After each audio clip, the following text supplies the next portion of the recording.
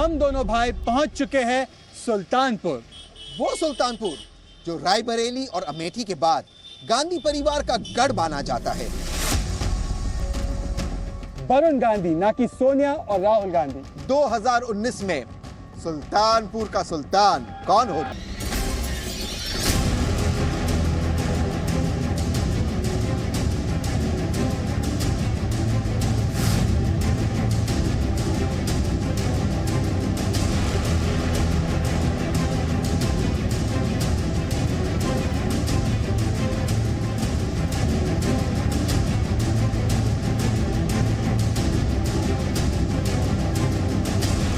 भाई वर्सेस भाई यानी तहसीन पूनावाला मेरे बड़े भाई और उनके छोटे भाई मतलब मैं शहजाद पूनावाला, हम दोनों का भारत भ्रमण आज पहुंचा है सुल्तानपुर।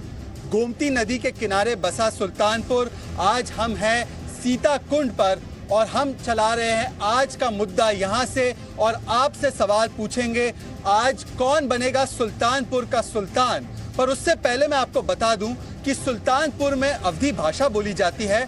मान्यता है कि इस शहर को, इस जगह को बसाने वाले श्री राम के पुत्र कुश थे और कुश भवनपुर के नाम से भी जाना जाता है। यहाँ पर अनेक सुल्तानों ने और अनेक रजवाड़ों ने राज किया और इसका नाम बदलकर बन गया सुल्तानपुर। पर 2019 में सुल्तानपुर पर कौन सा सुल्तान राज करेगा, आज इस सवाल का जवाब देने के लिए सुल्तानपुर के कुछ साथी हमारे साथ हैं। भ्राताश्री बिल्कुल सही शहजाद, आज हमारे साथ जुड़ रहे कुछ बेहद खास मेहमान, लेकिन उनसे आपका परिचय करा दूं उससे पहले मेरा एक रिक्वेस्ट है यहाँ मंच पर आप सभी से। भाई वर्सेस भाई राजनीति का पहला और एक लौता पारिवारिक शो है, इसलिए जब हम यहाँ पर इस मंच पर एक दूसरे से वार्तालाप करेंगे ठीक उसी तरह करें जैसे हम अपने परिवार में एक दूसरे से बात करते हैं। तो मैं जल्दी से आपको परिचय करा दूं। हमारे साथ सबसे पहले है सपा से वीरेंद्र मौर्य जी, हमारे साथ है बसपा के डॉक्टर DS मिश्रा जी जो पूर्व मंडल कोऑर्डिनेटर है ब्राह्मण भाईचारा कमेटी के।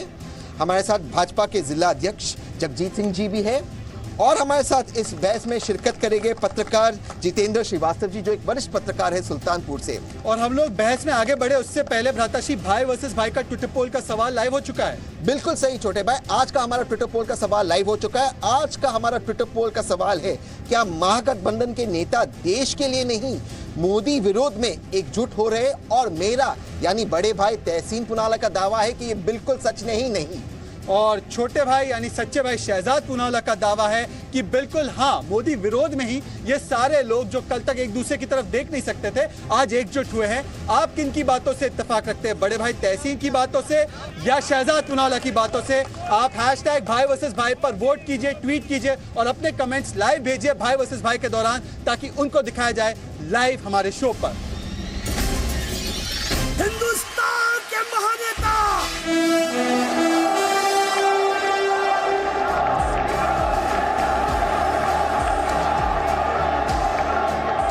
सही हूं या गलत इसका फैसला आपने, देश की जनता करेगी।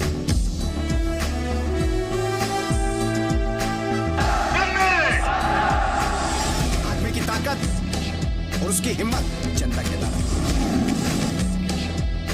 मैं अगर अकेला भी रह गया ना तो लाखों लोगों को इकट्ठा करने की ताकत आज जगदम्बा ने मुझे दी है। ये मोदी है उसी भाषा में जवाब देना जानता है। मोदी आएगा और चला जाएगा, लेकिन यह देश अटल रहेगा।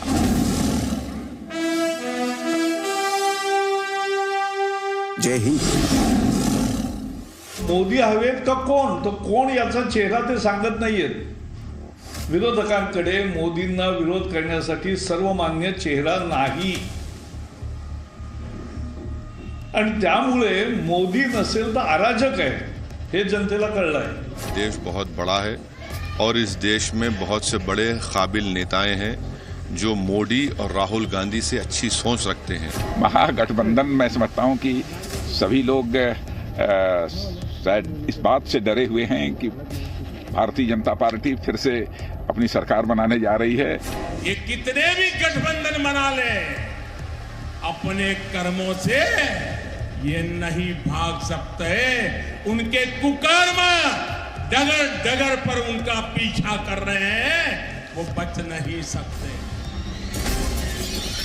क्या 2019 का चुनाव मोदी वर्सेस विपक्ष का शोर होगा। सबसे पहले चलते हैं विशाल पांडे की ओर। विशाल जी, ये बताइए कि क्या अगला 2019 का चुनाव मोदी वर्सेस अराजकता ही होगा? क्या जनता को भी ऐसे ही लगता है? देखिए शहजाद तहसीन, आज सुल्तानपुर में इसी सवाल का जवाब लेंगे, लेकिन उससे पहले आज की एक बड़ी खबर बता दें कि पहली बार प्रयागराज में यानी कुंभ में योगी सरकार कैबिनेट बैठक करेगी। उत्तर प्रदेश की पूरी सरकार कुंभ में संगम की रेती के किनारे बैठकर कई महत्वपूर्ण फैसले लेगी, जो कि दूसरे शाही स्नान से पहले ये कैबिनेट मीटिंग वहां पर होगी। यहाँ से कुछ लोग हमारे साथ हैं। क्या ये मोदी बनाम विपक्ष का शोर है? क्या मोदी बनाम अराजकता का जोड़ है ये? जी बिल्कुल, मोदी बनाम विपक्ष का ये संघर्ष है, लेकिन मोदी जी ने इतना अच्छा परफॉर्म किया है, देश को इतने आगे बढ़ाया है, इनको अगले 5 साल हर हालत में देना चाहिए। आप बताइए, क्या ये मोदी बनाम विपक्ष का शोर है? बिल्कुल मोदी बनाम विपक्ष का जो शोर है, और इसमें मोदी जी जो है गठबंधन को प्राप्त करेंगे। मोदी को कोई हटा नहीं सकता है, क्योंकि हम सभी नारी शक्ति, देश की तरक्की मोदी जी के साथ में है। जय हिंद, जय मोदी। आप बताइए। जब धनुष तोड़ा जा रहा था जनक के दरबार में, तो बहुत सारे राजा एक ही बार में उठाने की कोशिश किया। पूछा एक ने कि भाई क्या सीता इतने लोगों के साथ जाएंगे? तो किसी ने कहा नहीं, बाद में हम लोग लड़ मड़ करके जो बचेगा उसी से सीता जाएगा। ठीक यही स्थिति इस समय गठबंधन की। विशाल, मैं जानना चाहता हूं हमारे भाजपा के जगजीत सिंह जी के पास, और मेरा आपसे सवाल है कि प्रकाश जावड़ेकर जी कहते हैं कि अराजकता यानी कि एनआरकी फैल जाएगी अगर मोदी जी नहीं आए, अगर माइनॉरिटी गवर्नमेंट थी, कोलिशन की गवर्नमेंट रही। तो उनको मैं याद दिलाना चाहता हूं कि अटल बिहारी वाजपेयी जी की भी गवर्नमेंट कोलिशन की थी, लेकिन डिबेट वो नहीं है। अराजकता एनआरकी क्या होती है? जब एक व्यक्ति शाहिनशाह या सुल्तान की तरह एक रात 8 बजे उठकर 8 बजे ये कह दे कि आज से मैं नोटबंदी कर दूंगा, उसे डिमोनेटाइजेशन को, उसे एनआरकी कहते हैं। एनआरकी ये कहते हैं कि एक आदमी 12 बजे कहते हैं दूसरी आजादी, जीएसटी लागू करता है, जीएसटी का सिस्टम लागू नहीं होता है, आज तक जीएसटी के रिफंड नहीं होते, उसको एनआरकी कहते हैं। और तीसरा सवाल मैं आपको डेटा के साथ बताता हूं, जितने भी कोलिशन की गवर्नमेंट है, इंक्लूडिंग वाजपेयी जी की गवर्नमेंट, उन्होंने हमेशा जिन हुकूमत में बहुमत रही है जैसे मोदी जी की, उनसे जीडीपी ग्रोथ और टेररिज्म दोनों में जीडीपी ग्रोथ ज्यादा रही, टेररिज्म कम रही है। तो आप मुझे बता दीजिए कि एनआरकी कहां है, मोदी जी के शासन में या कोलिशन गवर्नमेंट में?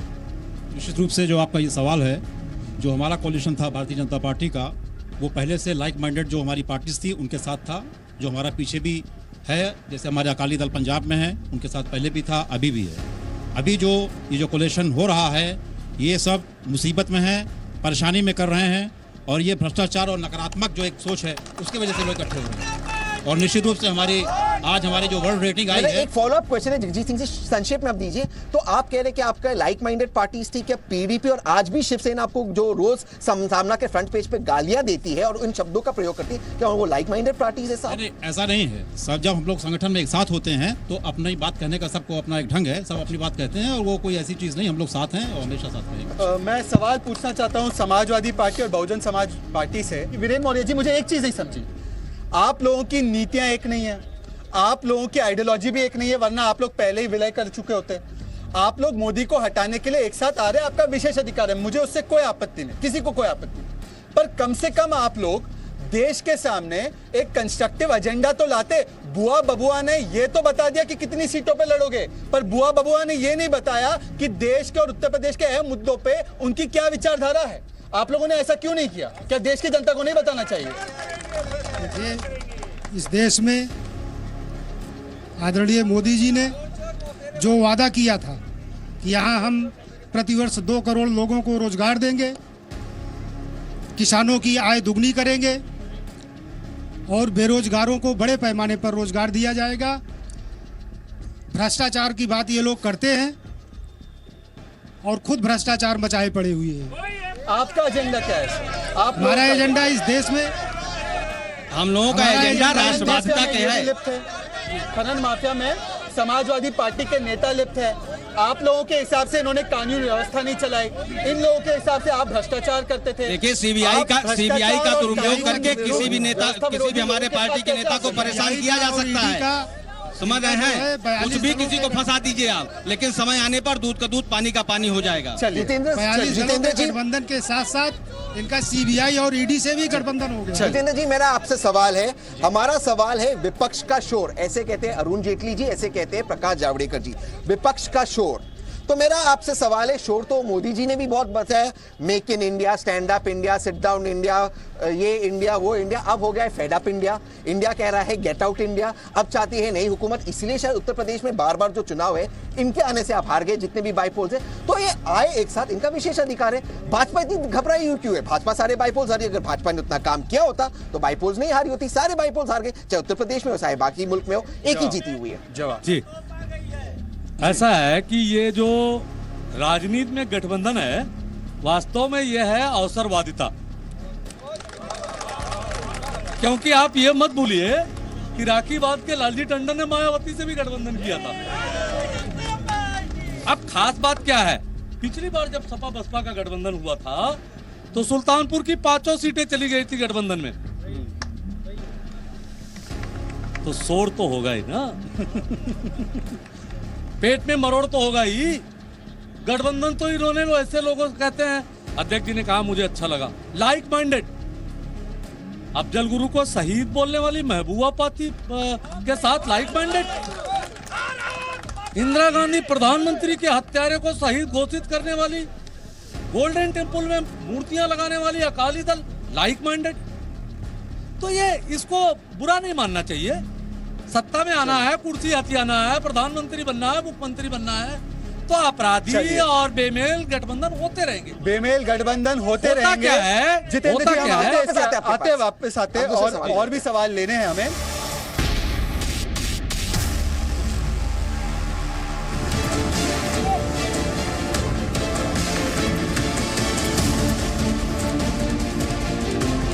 जो देश की दूसरी बड़ी आबादी है, जिन्हें आप धार्मिक अल्पसंख्यक कहते हैं, उनकी नुमाइंदगी या उनका रिप्रेजेंटेशन मात्र इतना हुआ कि एक साहब कश्मीर से थे और एक साहब आसाम से थे। आजम खान भी वही पॉलिटिक्स कर रहे हैं जो ब्रिगेड मैदान से हुआ। सिर्फ मुसलमानों को डरा डरा कर ये लोग सियासत करते हैं।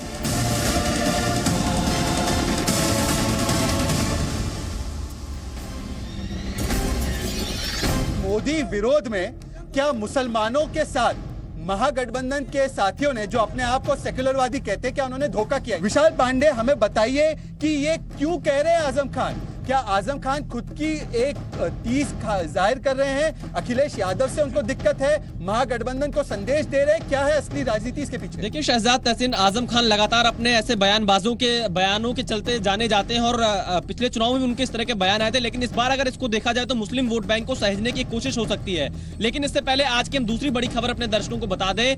आज ही एक नई खबर आई है, वो ये है कि इस बार योगी सरकार साधु संतों को खुश करने के लिए पेंशन देने की योजना बना रही है। निराश्रितों को लेकर पेंशन का अभियान योगी सरकार 20 जनवरी से 30 जनवरी तक उत्तर प्रदेश में चलाएगी और हर महीने 500 रुपए का पेंशन देगी। सीधे हम जनता से पूछते हैं। बिल्कुल धोखा है मुस्लिमों के साथ। मुस्लिम भाई हमारे साथ हैं। मोदी की सरकार करेगी, मोदी हमेशा राजनीति करेगी। पर इस तरह बातें जल्दी से नहीं, ऐसा कुछ नहीं है। आजम खान जी जो है समाजवादी पार्टी के साथ हैं, इस गठबंधन के साथ हैं। वो एक स्टंट है और मुसलमानों को जो है क्या कहते हैं, जो लोग इधर उधर भटक रहे हैं उन लोगों को एक रास्ते पे लाया जा रहा है। नहीं, स्टंट नहीं, वो जो लोग भटक रहे हैं उनको एकजुट किया जा रहा है।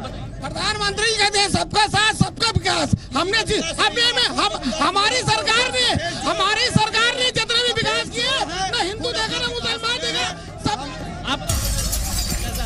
मैं सबसे पहले मैं सवाल पूछना चाहता हूँ वीरेंद्र मौर्य जी, समाजवादी पार्टी से जो हमारे साथ जुड़े हैं। आजम खान अखिलेश यादव को पहले तो मुसलमानों का नेता नहीं मानते, बड़ा संदेश, और दूसरा संदेश मुसलमानों को बेवकूफ बनाया जा रहा है महागठबंधन के द्वारा। ऐसी कोई बात नहीं है।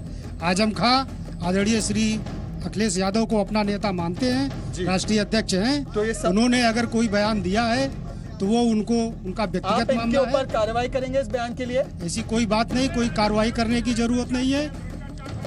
और आजम खान जी पार्टी के वरिष्ठ नेता हैं और उनकी राष्ट्रीय अध्यक्ष श्री अखिलेश यादव में पूरी आस्था। वीरेंद्र मौर्य जी, दोनों नहीं हो सकता।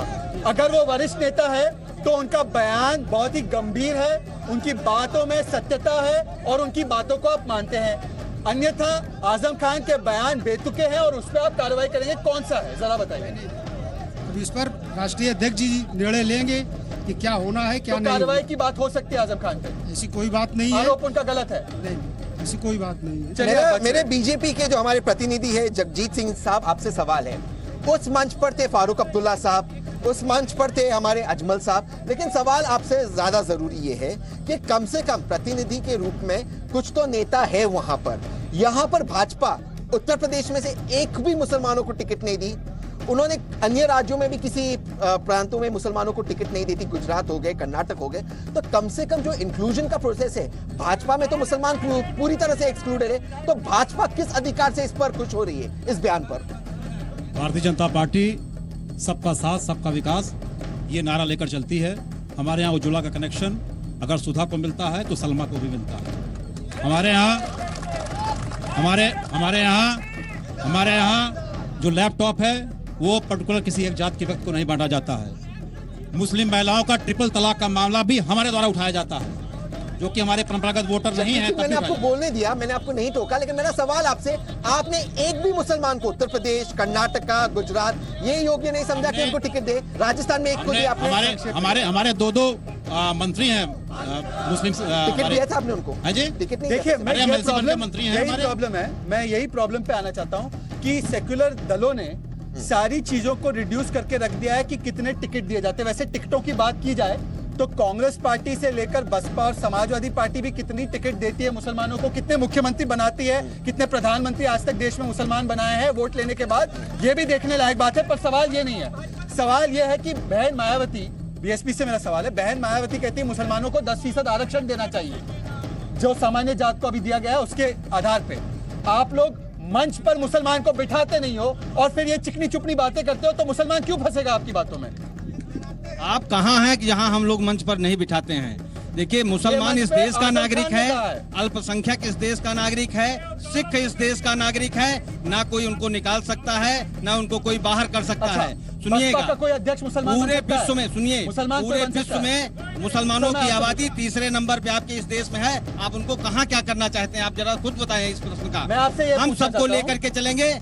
ये कहने के लिए सबका साथ सबका विकास जब साथ ही नहीं है, बहुत बड़ी आबादी, देश की बहुत बड़ी आबादी को वंचित कर दे रहे हो, और उसके बाद आप ये कह रहे हो कि सबका साथ सबका विकास। अरे क्या झूठा वादा करते हैं। छोड़ दीजिए, मैं बीजेपी की बात ही नहीं करता। वो कम से कम ये स्यूडो सेकुलरिज्म की पॉलिटिक्स नहीं करते, और वो खुले मंच से कहते हैं कि हम लोगों की ये पॉइंट ऑफ व्यू है। नहीं, ऐसा नहीं कहते हैं। अभी कह रहे हैं, सवाल सुनिए। आपसे मैं कह रहा हूँ, आप इस मंच से कह सकते हैं कि बीएसपी का अध्यक्ष कोई मुसलमान बन सकता है? बीएसपी का अध्यक्ष, राष्ट्रीय अध्यक्ष मुसलमान? ये देखिए, हमारे सुनिए, क्या ये भाजपा एक्सपोज हो गई सर? नहीं, मैं श्रीवास्तव के पास आपके कहने से हम अध्यक्ष थोड़ा बनाएंगे। अध्यक्ष हमारी पार्टी का अपना विशेष, मेरे छोटे भाई व्यक्तिगत मामला है, वो जात के लिए हमारे यहाँ नहीं है, धर्म पर हमारे यहाँ नहीं है। जिसको हमारा नेता चाहेगा, हम लोग चाहेंगे, हमारी जनता चाहेगी, वो उसको अध्यक्ष बनेगा। अध्यक्ष बनना हमारे लिए कोई उसकी तरह नहीं है कि जिसको आपके पास आना चाहता हूँ। मेरे छोटे भाई ने, मिश्रा जी अपनी बात आ गई, मेरे छोटे भाई ने बात को किस तरह से मोड़ा। उन्होंने कहा कि कोई भाजपा जो है वो खुले मन से बात मुसलमानों के खिलाफ प्रचार करती है। अभी तो यहाँ पर उनके प्रतिनिधि कहते हैं सबका साथ सबका विकास। क्या भाजपा का में कोई मुसलमान बन सकते हैं भाजपा का अध्यक्ष? सवाल वो नहीं है। सवाल मेरा आपसे ये है कि मुसलमानों को भाजपा ने क्या दिया है। मैं कुछ डेटा निकाल रहा था, 90% मॉब वायलेंस के केसेस बढ़े 80% मुसलमानों के खिलाफ, ये बढ़े भाजपा की हुकूमत के अंदर। मुसलमानों को जो ये कहते हैं एलपीजी सिलेंडर ये उन्होंने दिया है, एलपीजी सिलेंडर का कोई रिफिल तो हुआ नहीं है। तो मुसलमानों को सिवाय वायलेंस के और टिकट से महरूम रखने के इन्होंने कुछ मुसलमानों के लिए खिलाया नहीं। तो ये किस हद से बोलते हैं सबका साथ सबका विकास? सर, पर ये भी बताइए हमें कि महागठबंधन तो अपने आप को सेक्युलरवादी कहते हैं ना, तो उन्होंने क्यों नहीं कुछ किया? कम से कम मारा तो नहीं है, कम से कम मारा तो नहीं। पॉलिटिकल पार्टी की नहीं है ये, जो मुसलमानों के बीच से आवाज आई है एंटी बीजेपी वाले, उसकी समस्या है। तो सपा बसपा तो ये मान के चली रही है कि मुझे अदर्स कास्टों के वोट मिल जाए तो मुसलमानों के वोट मिल जाएंगे, क्योंकि वो कह के आ रहे हैं मुझे बीजेपी के खिलाफ करना।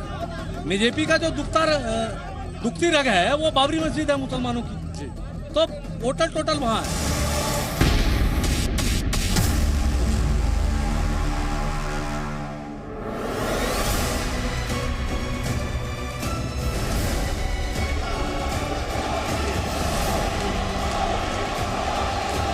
अगर हमारे निर्णय में ताकत न होती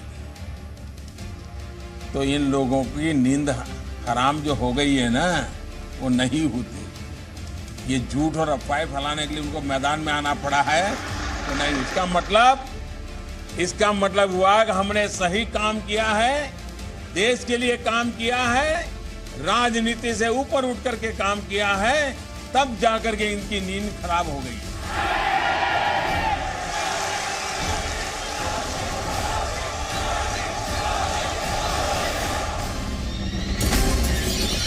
क्या अब मोदी के सवर्ण क्रांति से विरोधियों की नींद उड़ गई है?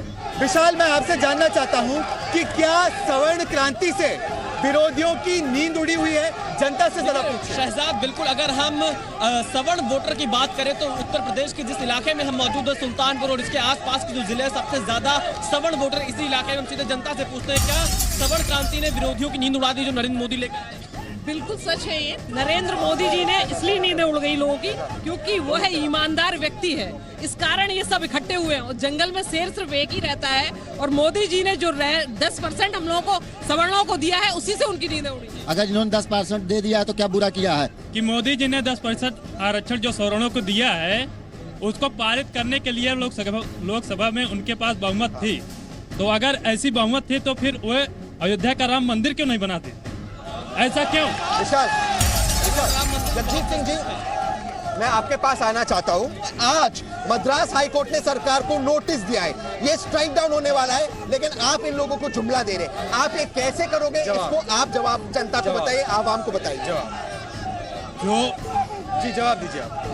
जो ये आरक्षण की बात कर रहे हैं, सवर्ण आरक्षण की जो बात कर रहे हैं, निश्चित रूप से जब ये कॉन्स्टिट्यूशनल कमेटी बनी थी आज से 70 साल पहले, जो आप बता रहे हैं कि उसमें ये मेंशन नहीं था, उस समय की जब आज़ाद हुआ था देश, तब उस समय की ज़रूरत नहीं रही होगी। लेकिन आज 70 साल के बाद हमारे कई सवर्ण भाई हैं जो इस वजह से उनको पलायन करना पड़ता है, विदेशों में जाना पड़ता है। और इसको तो पूरे हाउस में यूनानिमसली एक तरह से डिक्लेयर हुआ है, इसमें तो कोई विरोध कर ही नहीं सकता। उसमें कांग्रेस समाजवादी और बसपा से सवाल कर सकती है। आप ये चीज जान लीजिए, अब आगे बेसिक स्ट्रक्चर होता है, ये बेसिक स्ट्रक्चर होता है। तो सवाल ये है कि बसपा और समाजवादी पार्टी दोनों ने पहले तो इस आरक्षण का समर्थन अलग अलग वक्त में किया था, 2007 में, 2012 में, 2014 में। कांग्रेस पार्टी ने भी अपने 2014 के मैनिफेस्टो में डाला था, राजस्थान में भी इसकी पहल करने की बात की थी। तो तब असंवैधानिक नहीं था, आज असंवैधानिक हो चुका है। पर संविधान के खिलाफ अगर जा रहा था तो पार्लियामेंट में वोट भी आपने किया। मेरा सवाल आपसे ये है कि आप लोग अपना कुनबा, जातिगत कुनबा जोड़े और एक हो जाए जाति के आधार पर मोदी जी को हराने के लिए, तो कोई बात नहीं। और अगर मोदी जी गरीब सवर्णों को आरक्षण दे दे तो हाय तौबा मचाए। सबसे पहले एक चीज आप जान लीजिए, मैं आपको ये जानकारी दे दूं, 2006 में 9 जून को बहन जी ने ये कह दिया था कि हम अब 10% आरक्षण, ये सबसे पहली मांग माननीय बहन जी की थी कि हम सवर्णों को 10% आरक्षण देंगे। और ये आज से नहीं, पिछले 10 साल से बहन जी इस बात पर, उसके बाद ये पार्टियां आई हैं, तो ये पार्टियां उसके बाद उसको लॉलीपॉप ले ली। तो आपकी बात ये है कि मोदी ने सही कदम उठाया है इस विषय पर। मोदी ने बहन जी के उठाए गए कदम को मोदी जी ने समर्थन किया है। आपने पूरा नहीं किया, पूरा आपने जो पूरा नहीं किया काम उसमें हमने क्या, हमारी बहुमत आती है, हम पूरा करते हैं। आप लोगों ने मुसलमानों को लॉलीपॉप दिया था अपने मैनिफेस्टो में, 18% रिजर्वेशन देंगे। अखिलेश जी ने इसको कभी पूरा नहीं किया। मोदी जी ने जो बात कही वो बात की, आपने तो बार बार सिर्फ कहने का काम किया, उन्होंने करने का काम किया। इसलिए आपकी नींद उड़ी हुई है कि सामाजिक न्याय पर इतना बड़ा कदम उठाया गया। जहां तक 10% आरक्षण की बात है, राष्ट्रीय अध्यक्ष जी ने उसका समर्थन किया है और उसके साथ साथ उन्होंने ये मांग भी किया है कि पिछड़े वर्ग की आबादी 54% है और यहाँ इस देश में जनगणना करा ली जाए और जिसकी जितनी भागीदारी हो और उसको उस हिसाब से उसको आरक्षण दे दिया जाए। बाकी हमारे राष्ट्रीय अध्यक्ष जी ने बराबर इसकी मांग किया। श्रीवास्तव जी, मैं आपके पास आना चाहता हूँ। मैंने जितने भी सुप्रीम कोर्ट जजमेंट पढ़े, संविधान को मैंने गहराई से पढ़ा है, शहजाद भी संविधान को पढ़ा है, कहीं पर भी इकोनॉमिक पैरामीटर्स हो नहीं सकता। सर, आपकी बात आ चुकी है, प्लीज। नागराज के जजमेंट में भी जहां 50% के ऊपर इजाजत दी है सुप्रीम कोर्ट ने, इट इज ओनली एक जाति विशेष, नॉट ऑन इकोनॉमिक पैरामीटर्स। तो कहीं ना कहीं हमारे वजीर आजम इस मुल्क के आवाम को फिर से बेवकूफ जुमला दे रहे, बेवकूफ बना रहे, क्योंकि ये संवैधानिक रूप से पॉसिबल नहीं है। और जब ये कहते हैं हमारे भाई साहब के पार्लियामेंट ने यूनानिमसली पास किया, पार्लियामेंट यूनानिमसली कुछ भी पास करे, अगर वो बेसिक स्ट्रक्चर द कॉन्स्टिट्यूशन के खिलाफ है, वो स्ट्राइक डाउन होगा और सुप्रीम कोर्ट में स्ट्राइक डाउन होगा। तो कहीं ना कहीं हमारे वजीर आजम एक बार फिर धोखा नहीं कर रहे आवाम के साथ। ये पहली बात तो जान लीजिए कि सवर्ण करके कोई शब्द नहीं आया, अनारक्षित शब्द आया। बिल्कुल बिल्कुल। दूसरी चीज यह है कि इसके लिए सुप्रीम कोर्ट में ऑलरेडी रिट हो गई है, 50% वाला मामला जो है फंसना है। बिल्कुल। और इस पे है तो मायावती बहन जी और अखिलेश इसलिए इसका समर्थन कर रहे हैं कि दोनों के वोटर अलग हैं और जिनको आरक्षण दिया गया वो अलग है। और मायावती बहन जी के ज्यादातर टिकट सवर्ण के पास है, तो सवर्ण तो वैसे ही जा रहे हैं, उनका अपना वोट बैंक है, इसलिए अखिलेश और मायावती इसको समर्थन दे रहे हैं, वो विरोध नहीं कर सकते। लेकिन भारतीय जनता पार्टी आगे जाके इसलिए कि याचिका ऑलरेडी एक बढ़ चुकी है सुप्रीम कोर्ट में, तो ये मसला तो आएगा। मैं भारतीय जनता पार्टी से एक सवाल पूछना चाहता हूं कि ऐसा क्यों है कि जब ये लोग कांग्रेस पार्टी हो, समाजवादी पार्टी हो, अगर संविधान के तहत ही चलना था आरक्षण पे, तो एक धर्म विशेष को आरक्षण देने की बात की गई बार बार, उसको सुप्रीम कोर्ट और हाई कोर्ट ने आंध्र प्रदेश से लेकर कई जगहों पर स्ट्राइक डाउन किया, तब तो उनको संविधान समझ में नहीं आया। पर आज आर्थिक रूप से गरीबों को दिया जा रहा है, तो संविधान का हवाला लेकर इनके लुशियंस गैंग के लॉयर की लॉबी पहुंच गई है सुप्रीम कोर्ट, फिर से एक अच्छे कदम में रोड़ा अटकाने के लिए। क्यों? निश्चित रूप से इन लोगों ने हमेशा जो आपने बताया ये कि जातिगत आधार पर मुसलमानों को आरक्षण देने के लिए ये अपना वोट बैंक समझते हैं, जबकि ऐसा कतई नहीं है। कोई भी समझदार मुस्लिम जो भी है वो समझ के वोट देगा।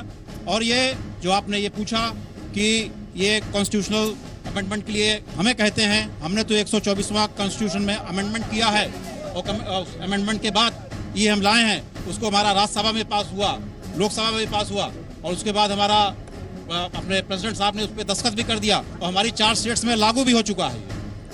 जी, 4 स्टेट्स में लागू भी हो चुका है। और हम अब चलते अगले सवाल की ओर।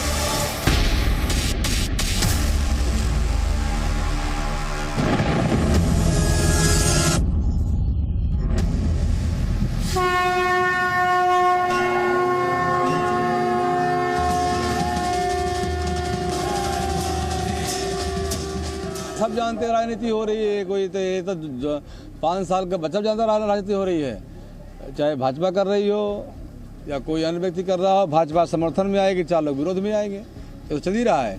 लेकिन अब वो नाटक बंद करें लोग, नौटंकी बहुत हो गई।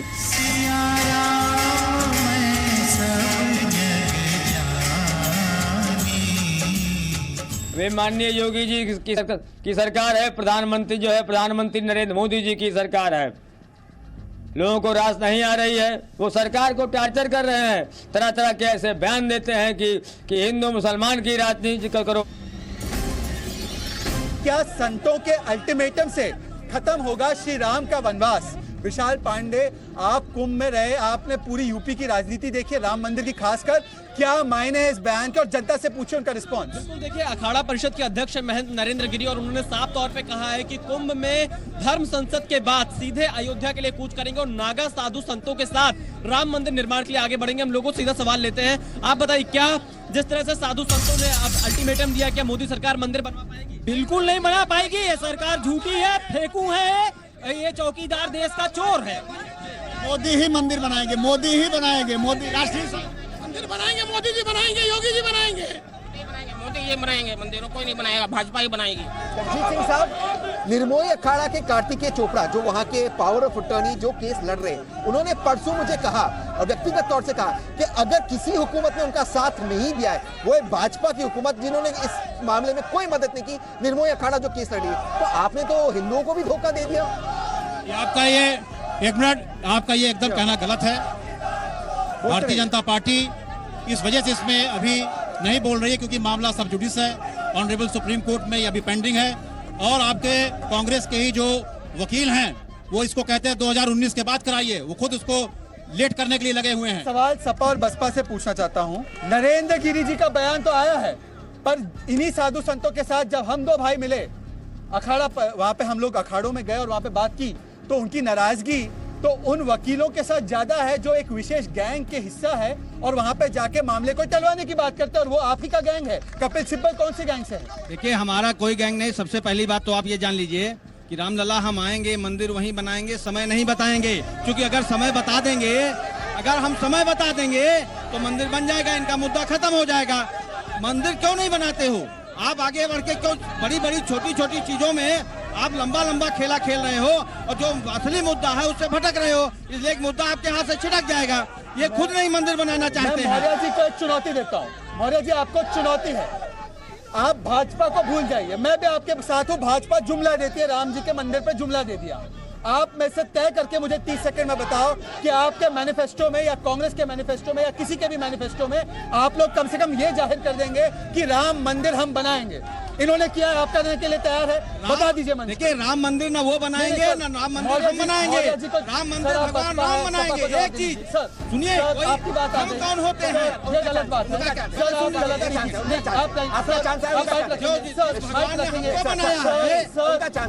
ये नहीं है सही बात। आपको मैं 30 सेकंड दे रहा हूँ। जहाँ तक समाजवादी पार्टी की बात है, हमारे राष्ट्रीय अध्यक्ष जी ने कहा कि राम मंदिर का मुद्दा सुप्रीम कोर्ट में है। सुप्रीम कोर्ट का जो फैसला आएगा उसको समाजवादी पार्टी मानेगी। ना आप मैनिफेस्टो में डालेंगे, ना राहुल गांधी बोलेंगे जय श्री राम, राम मंदिर बनाओ, ना बसपा इस पे स्टैंड लेगी। पर सवाल आप बीजेपी से पूछो। श्रीवास्तव जी, मंदिर सवाल बनाने के लिए बीजेपी से ही पूछना होगा। आपकी बात आगे। अब श्रीवास्तव जी, सवाल बीजेपी से ही पूछना होगा। मैं आपको समझाता हूँ क्यों। जब हमारे अध्यक्ष जी कहते हैं बीजेपी के मामला सब जुडिस है, तो मामला सब जुडिस 2014 में भी था। आपने मैनिफेस्टो में कब क्यों डाला? और डाला तो आप कहते हैं टर्म्स एंड कंडीशंस। पहली बात। दूसरी बात, कांग्रेस ने कम से कम ये तो कहा कि अगर वहां पर ऑर्डिनेंस ला सकते, हम मंदिर बना सकते। उन्होंने ताला खोला, राजीव गांधी ने शिलान्यास कराया। भाजपा ने रोड़ा डाला, उन्होंने ये कहा पार्लियामेंट ही बनाएगा और उसके बाद उन्होंने वो ऑर्डिनेंस पास नहीं होने दिया। और तीसरी बात, भाजपा को जब पता था कि मामला सुप्रीम कोर्ट के अंदर है और सुप्रीम कोर्ट में निर्मोही अखाड़ा गए, तो भाजपा ने निर्मोही अखाड़ा का मदद नहीं किया। ये बात मुझे खुद कार्तिकेय चोपड़ा ने कहा। तो भाजपा झूठ क्यों बोलती है लोगों से, आवाम से? राम मंदिर पे झूठ क्यों बोलती है? अब जोशी जी भी कहते 2025 के पहले राम मंदिर नहीं बनेगा, आरएसएस भी कहती है। ये सही बात है। अगर सुप्रीम कोर्ट में इसका मामला लंबित है तो होना कुछ नहीं है, तो पक्की बात है।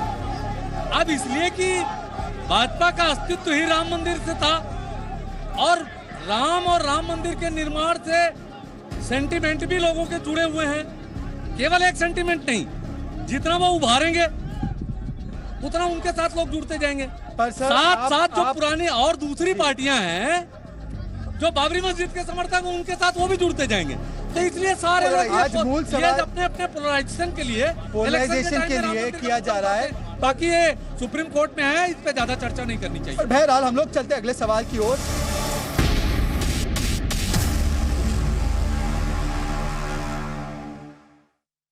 सुल्तानपुर का सुल्तान कौन होगा? और विशाल, आप जनता से पूछे कि सुल्तानपुर में क्या क्या हुआ है, क्या नहीं हुआ है और यहाँ पे कौन सुल्तान बनेगा। देखिए शहजाद, 2014 से 2019 तक काफी कुछ बदल चुका है। पहले जहां कांग्रेस के पास कैंडिडेट हुआ करते थे, आज की तारीख में सुल्तानपुर में अगर देखा जाए तो कांग्रेस के पास ढंग का कैंडिडेट भी दिखाई नहीं पड़ रहा है। हालांकि बीजेपी को यहाँ सपा बसपा से बहुत ही कड़ा मुकाबला देखने को मिल रहा है। सीधे पूछते हैं, सुल्तानपुर का सुल्तान कौन, क्या मुद्दे हैं, क्या लगता है 19 में क्या? पुरानी पेंशन की बात करेगा वही देश पर राज करेगा। जो पुरानी पेंशन बहाल करेगा उसी की सरकार बनेगी। आरक्षण और मंदिर मस्जिद को छोड़ करके इतना बड़ा मुद्दा है पूरे देश का, सिर्फ जो पार्टी अपने घोषणा पत्र में शामिल कर लेगी पुरानी पेंशन, उसी को पूरा कर्मचारी समुदाय। सुल्तानपुर का सुल्तान कौन? सुल्तानपुर का सुल्तान गठबंधन से होगा और गाय पड़वा सब चल रही है। खेती किसान बहुत परेशान है हर तरह से और यहाँ की गाय पॉलिथीन खा रही है। सुल्तानपुर का सुल्तान कमल ही होगा। हमारे प्रत्याशी मोदी जी हैं और हमारे सांसद जी ने जितना काम कराया उतना आज तक किसी ने भी सांसद ने काम नहीं कराया है। गठबंधन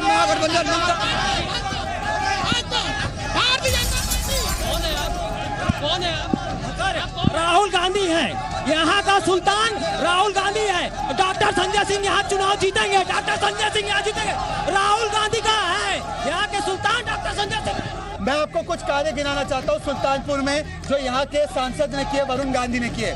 100% MP लाइट का फंड खर्च करवा के 5 करोड़ देकर इमरजेंसी विंग बनाई है चाइल्ड केयर हॉस्पिटल की। 100 पक्का घर बनाए 1.5 लाख रुपए की राशि के साथ होमलेस लोगों के लिए। पासपोर्ट ऑफिस खुलवाया, 300 रोड बनवाए नए, 3000 सोलर लाइट, 1000 हैंडपंप यहाँ पे बिठवाए हैं। यहाँ पे अगर आप देखा जाए तो मैनुअल स्कैवेंजिंग को खत्म करने के लिए अभियान चलाया जा रहा है। 10,000 ब्लैंकेट विंटर में बांटे जाते हैं।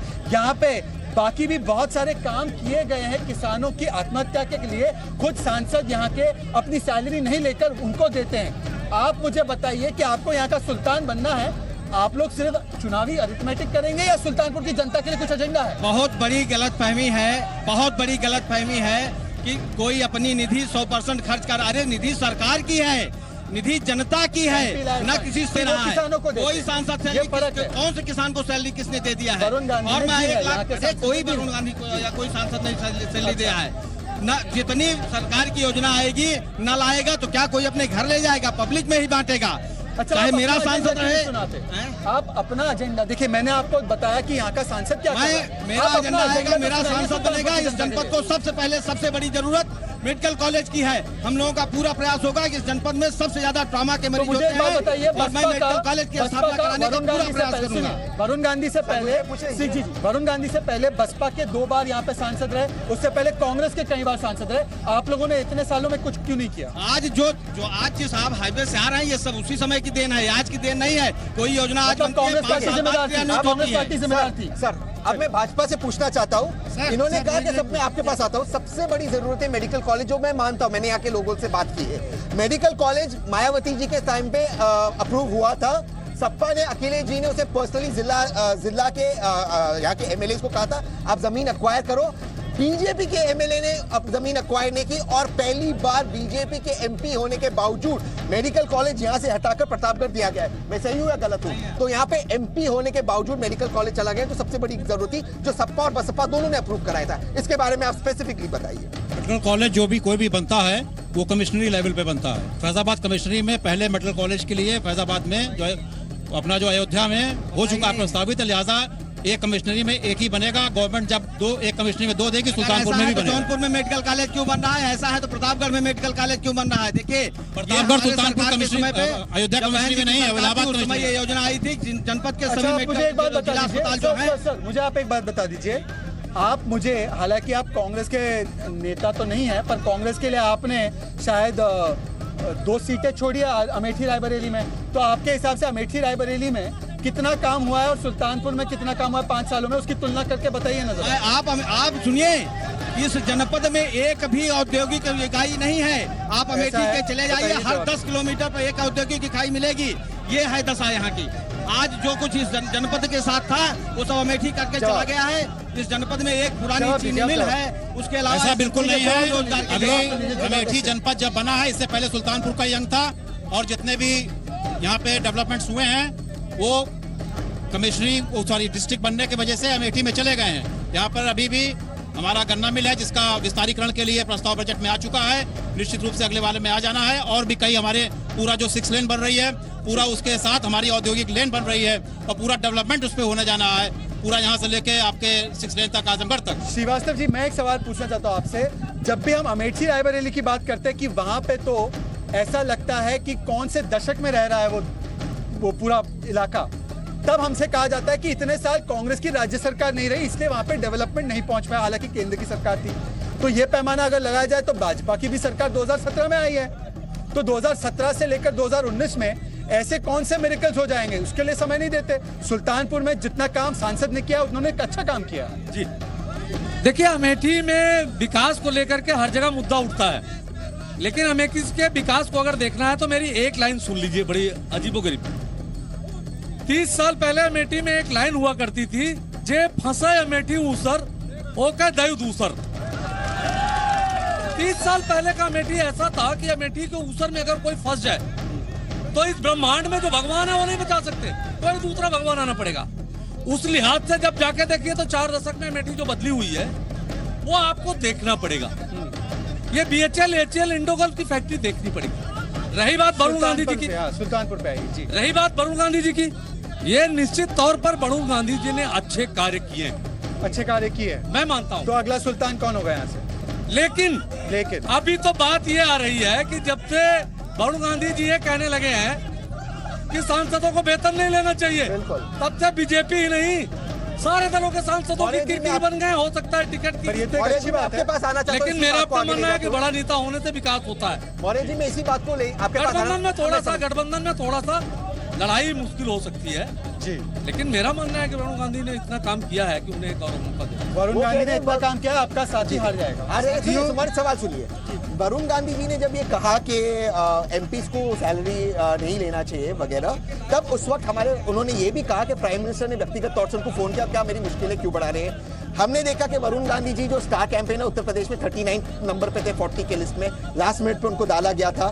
तो सवाल आपसे ये कि वरुण गांधी ने अगर काम किया, और कहते करो क्या, वरुण गांधी है तो डायनामिक इंसान, लेकिन क्या वजीर आजम और वरुण गांधी के बीच जो दूरियां है उसकी वजह से कहीं ना कहीं भाजपा को नुकसान हो सकता है? पर इससे पहले आपको ये बता दूं कि आज का हमारा जो मुद्दा है इस विषय पर, आप मुझे बताइए कि सुल्तानपुर में आप सुल्तान बना सके, इसके लिए आपका सुल्तानपुर की जनता के लिए क्या एजेंडा है? वरुण गांधी और प्रधानमंत्री के बीच में क्या रिश्ते हैं और क्या नहीं है, वो भारतीय जनता पार्टी का विषय, उस पर हम जवाब देंगे। आप बताइए कि आपका एजेंडा क्या है? बात करें फिर इसके सवाल का जी, आपका एजेंडा मैं आपसे सवाल दोहराता हूँ, जो वरुण गांधी और वजीर आजम के बीच की दूरियां है उसकी वजह से क्या वरुण गांधी फिर से सुल्तान आपके पास अधिकृत रूप से कौन सी जानकारी है? सुल्तान बन सकते हैं या सुल्तान इस विषय पर आपके पास कोई अधिकृत जानकारी हो तो आप बताइए। की बात है, उन्होंने जो विकास की बात कर रहे हैं आप लोग, यही बगल, इसी पुल के बगल वल्लीपुर ग्राम सभा है, जिसको उन्होंने सांसद रहते अपने गोद लिया था।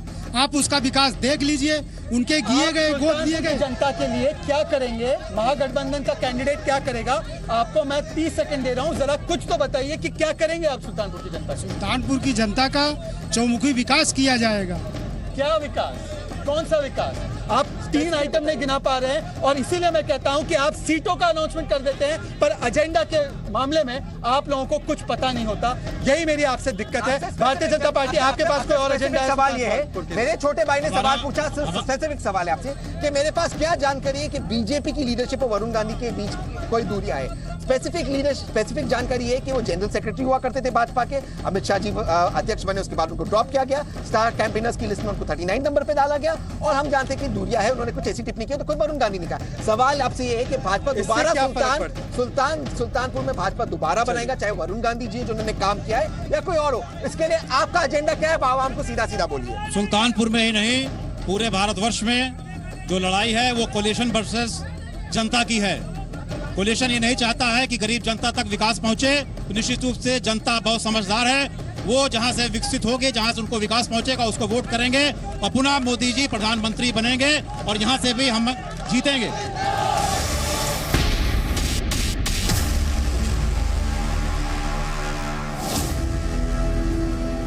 आज भाई वर्सेस भाई के ट्विटर के नतीजों में छोटे भाई यानी शहजाद पूनावाला की जीत हुई है। यहाँ पर हम अपना आज का शो खत्म करते हैं। कल हम जाएंगे अमेठी, परसों हम जाएंगे रायबरेली, और देखेंगे कि वहां पर विकास हुआ है या नहीं हुआ है। आप सब यहाँ इस मंच पर हमारे साथ जुड़े, हम आपके शुक्रगुजार हैं। कल दोबारा मुलाकात होगी भाई वर्सेस भाई में, तब तक जय हिंद, जय भारत।